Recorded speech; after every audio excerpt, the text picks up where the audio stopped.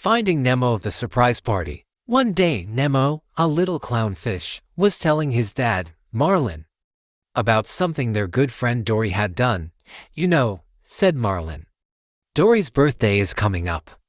She mentioned it a while ago, but I'm sure she's probably forgotten all about it." Nemo decided he wanted to do something special for Dory. After all, she was like family. "I know," he thought. "I'll throw her a surprise birthday party." At recess the next day, Nemo asked his friends Pearl the octopus, Tad the butterfly fish, and Sheldon the seahorse to help plan Dory's party. "Count me in," said Pearl. "Me too," Sheldon agreed. "I love parties," Tad exclaimed. "Then let's meet right after school and start planning," Nemo suggested. That afternoon, the friends met near the sponge beds. Soon they were having a contest to see who could bounce the highest. After they declared Pearl the winner, they got down to work. "What kind of food should we have at Dory's party?" asked Nemo. "Kelp cake and algae ice cream," Sheldon replied. "What about sea plant pizza?" asked Tad. "And salty seawater punch. I'm getting hungry already," said Nemo. "Now what should we do about music?" "I wish we knew a band. We could be the band," said Pearl. "I'm great on the sand dollar tambourines." "Yeah, and I play the clamshell drums," said Sheldon. "Great," cried Nemo. "And Tad can strum some kelp while I play the couch shell." "Let's meet here tomorrow after school to practice." Back at home that evening, Nemo told Marlin about the party. Marlin looked a little worried for a moment. Then he reminded himself how clever Nemo was. He smiled at his son. "That's a big project," he said.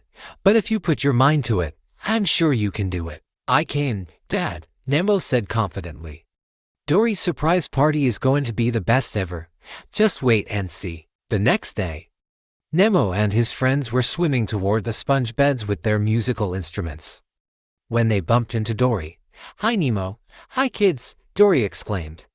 She had trouble remembering anything, especially Nemo's name. "What are you up to?" Nemo stammered. "Music class homework," Tad piped up. "Well, have fun," said Dory, swimming off in the other direction.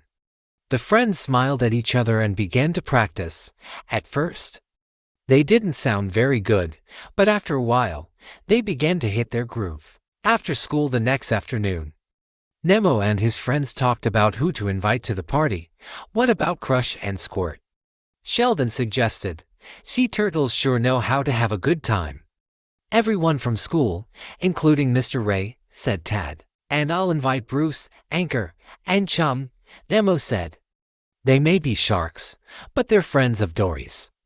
Let's give them a job so they stay out of trouble," said Pearl. "Like serving the punch." "Okay, I think we're all set." Tad, Pearl, Sheldon, and Nemo swam off to invite the guests. Finally, it was the day of the party. Nemo and his friends woke up early and started decorating. Pearl talked some starfish into making a pretty pattern on a large piece of coral. Tad and Sheldon strung seaweed streamers. Then Nemo suggested they practice singing Happy Birthday. Just as they finished the last line, they heard another voice join in. It was Dory. "I love singing," she exclaimed. "How did you know it was my birthday?" "You told me," said Nemo. "Really, Nemo?" asked Dory. "I don't remember that." "Now the surprise is ruined," said Nemo sadly. "What?" said Dory. "Someone ruined your surprise. Just tell me who did it. I'll fix things." "You mean you've forgotten already?" asked Nemo. "Forgotten what?" Dory replied. "Nothing," said Nemo, cracking a smile. It sure was helpful that Dory's memory wasn't very good. "See you later," said Dory, swimming away. Who was that birthday fish anyway? She muttered to herself. "I think it was someone really nice, someone I really liked." "Another close call," said Nemo to his friends. "But I think we're all set. Why don't we go home and get ready? I'll meet you guys back here with Dory, Nemo." "I don't know if I can come to the party," said Sheldon. "My dad wants me to watch the babies." "Brings them along," said Nemo. "The more, th." A few hours later, the guests arrived. They all hid and waited to surprise Dory when Dory and Nemo swam in. Everyone popped out of their hiding places and shouted, "Surprise, look, Pluto! It's a party for you," Dory cried. "No, Dory. It's a party for you," Nemo said. "It's your birthday." The guests cheered. Dory smiled and blushed. Nemo led everyone in singing happy birthday. Dory joined in and sang the loudest. "You're the best friends a fish could have," said Dory. Later, she swam over to Marlin and Nemo. "I sure am glad you're dead and I found you, Nemo. This is the best birthday I've ever had." "Hey, Dory," said Nemo. "You remembered my name." "What's that, Flipper?" asked Dory. "Oh, nothing," Nemo said with a sigh. "Let's get some food." "Salty seawater punch," exclaimed Dory. "My favorite." "Allow me to pour you some," said Bruce, the great white shark, as he flashed Dory a giant toothy grin. "Why, thank you, sir," replied Dory. "Happy birthday, Dory," said Chum. "You sure have a lot of food, I mean friends, here today." "Fish are friends, not food," Anchor reminded the other two sharks.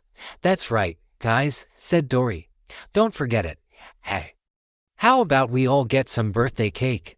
They swam away. The minute the sharks left, the other sea creatures swam over to get some punch. Right about then, Nemo and his friends played their first song, which got everyone dancing. Even Marlin swayed a little to the melody. Later, Crush and his son Squirt whirled around to the music until they were so dizzy they had to take a break. Crush saw Marlin and swam over to say hello. "Hey, good to see you. That son of yours is awesome, dude.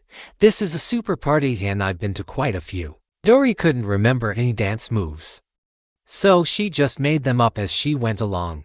The sharks even shook a fin or two. Then Mr. Ray led everyone in a line dance. Nemo and the band took a break to join in. Everyone had a lot of fun. But after a few hours it was time to go home. Nemo thanked Pearl, Tad, and Sheldon as they were leaving.